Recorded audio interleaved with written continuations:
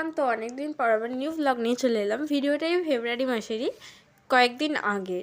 তো মা আমাকে এখানে নারকেল করতে দিয়েছিল, বিকজ আজকে রাতে হবে দুধ পুলি। তো আমি এখানে নারকেল করতে বসে গেছিলাম চান করে এসে, আর নারকেল টারকেল সব কুড়ে নিয়ে তারপর খেতে বসে গেছিলাম। খাবার ক্লিপটাও নেওয়া হয়নি দুপুরে। তারপর নারকেল কোড়াটা এখানে আমার শেষ হয়ে গেছে।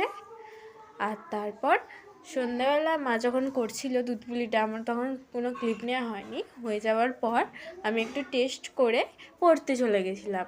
তো পড়ে থেকে তারপর আবার চলে গেছিলাম কম্পিউটারে।